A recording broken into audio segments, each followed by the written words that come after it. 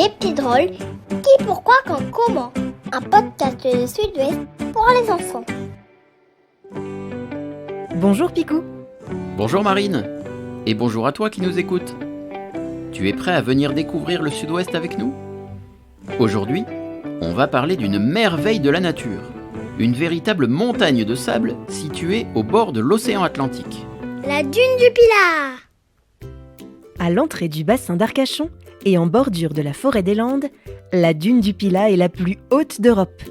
Elle mesure plus de 100 mètres. C'est la hauteur d'un immeuble de 35 étages. Ça en fait du sable, hein. Ah ça oui, surtout que la dune est aussi très longue et très large.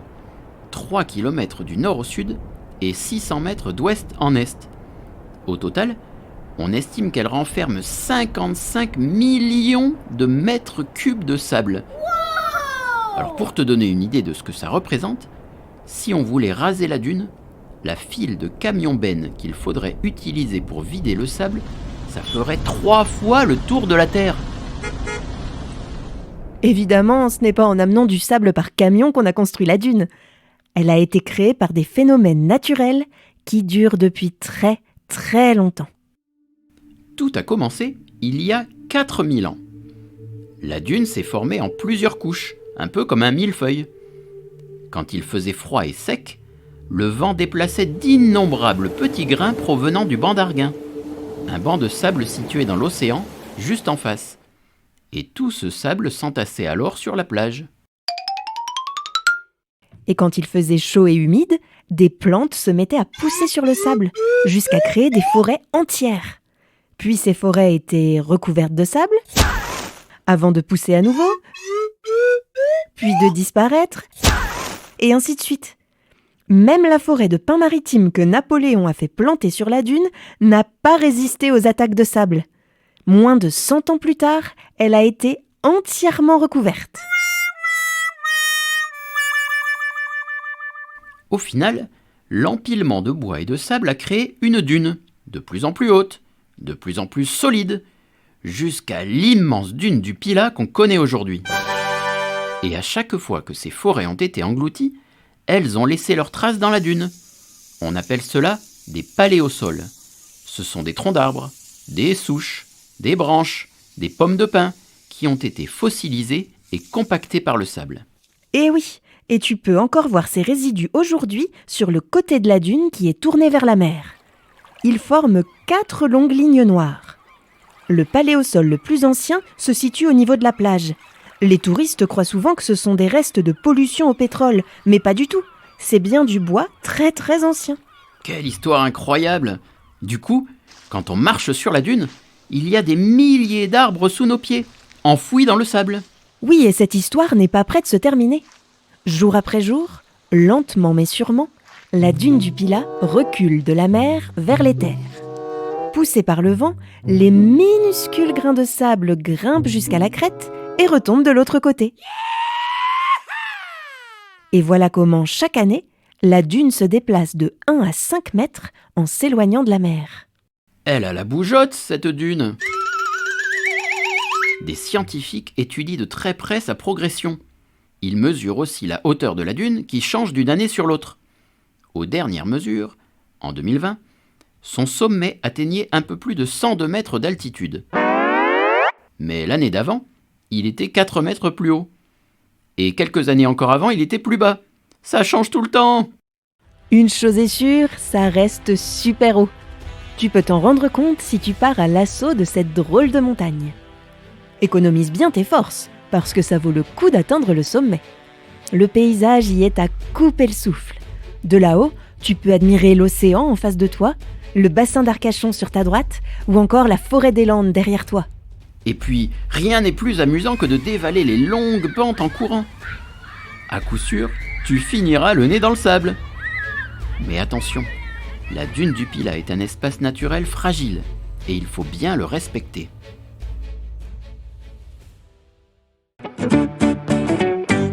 L'interview des petits drôles. Bonjour, je m'appelle Lucas et j'ai 8 ans. Bonjour Lucas. Tu vas pouvoir poser tes questions à Claire Canton. Elle est médiatrice culturelle et scientifique pour le grand site de la dune du Pilat. visite la dune? Alors déjà, avant de venir visiter la dune, il faut s'assurer de la météo. Car en cas de grand vent, le sable peut fouetter les jambes et ça peut être vite désagréable. Et lorsqu'il fait trop chaud, à l'inverse, là, le sable devient brûlant. Donc il faut prévoir de venir tôt le matin ou bien le soir au coucher du soleil. Il faut aussi pouvoir prévoir un petit sac avec de l'eau, de quoi se protéger du soleil, car une fois en haut, il n'y a ni abri ni ombre, bien sûr sur la crête de la dune. Pour gravir la dune ensuite, c'est simple, soit directement les pieds dans le sable pour les plus aventuriers, soit par les escaliers avec les 130 marches. Au bout d'environ 5 à 10 minutes, vous serez enfin arrivé sur la plus haute dune d'Europe. Est-ce que quand je fais le fou dans le sable, est-ce que ça peut abîmer la dune? Alors non, la dune, elle se déplace naturellement grâce au vent depuis qu'elle existe. Par contre, nos scientifiques restent vigilants et la surveillent. Ils la mesurent tous les ans. Et elle est protégée, donc on n'a pas le droit de faire tout ce qu'on veut en haut de la dune du Pilat lorsqu'on vient la visiter. Quelle plante pousse sur la dune? Alors sur la dune tout en haut, vous ne trouverez pas de plantes. Pourquoi? Parce que la dune se déplaçant, les plantes n'arrivent pas à se fixer tout en haut de la dune. En revanche, si vous allez du côté de la plage, là vous pourrez rencontrer l'Oya. L'Oya qui est une graminée qui pousse sur les dunes et qui, grâce à ses racines, arrive à retenir le sable. On l'appelle aussi le gourbet ici. Vous trouverez aussi le panico. Alors le panico, attention aux pieds si vous marchez dessus. C'est une plante qui pique, mais qui fait de très jolies fleurs.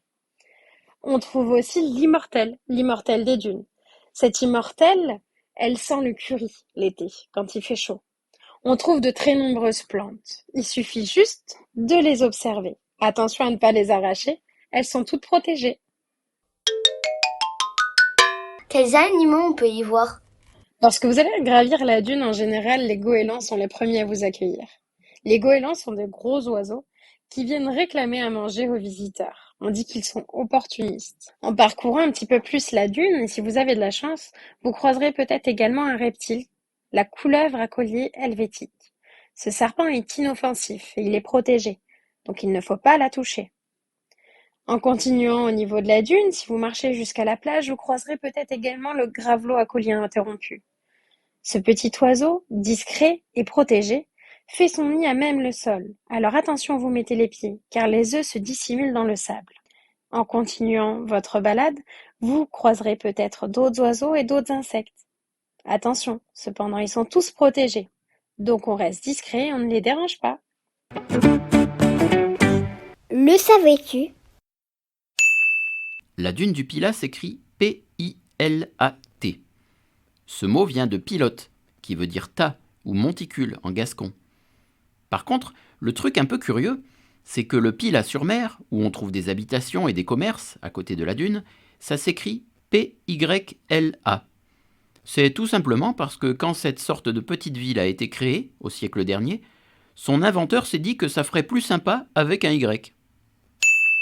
Comme on le disait, la dune est toujours en mouvement. Elle roule sur elle-même et on sait aujourd'hui qu'on ne pourra jamais l'arrêter. Sa progression vers l'intérieur des terres est inévitable et ça va poser des soucis parce que la route et les campings qui se trouvent sur son chemin seront un jour recouverts de sable. Il n'y a pas que des forêts qui ont été ensevelies par le sable. Des archéologues ont également retrouvé de nombreux vestiges d'activités humaines. Dans le 3e paléosol, celui qui date de la fin du Moyen-Âge, on a découvert des coquilles d'huîtres, des coquillages, mais aussi des pièces de monnaie et des objets de cuisine. Chaque année, près de 2 millions de visiteurs montent jusqu'au sommet de la dune du Pilat. C'est l'un des sites naturels les plus visités de France, avec la baie du Mont-Saint-Michel. Alors maintenant, Picou, plus d'excuses, hein. On grimpe, hop hop hop.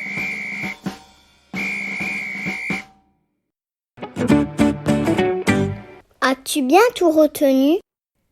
Quelle est la hauteur de la dune du Pilat? 55 mètres? 87 mètres? Ou 102 mètres?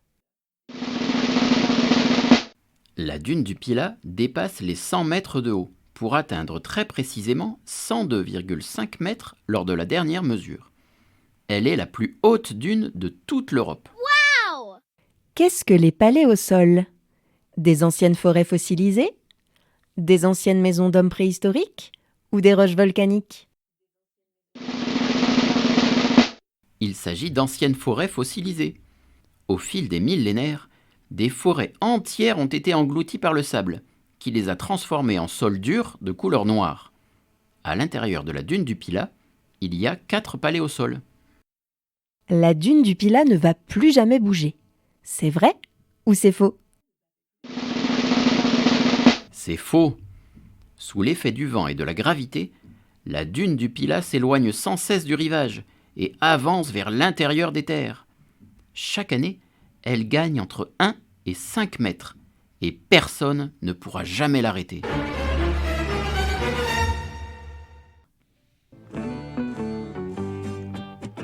Voilà, cet épisode est terminé. Merci Marine. Merci Picou.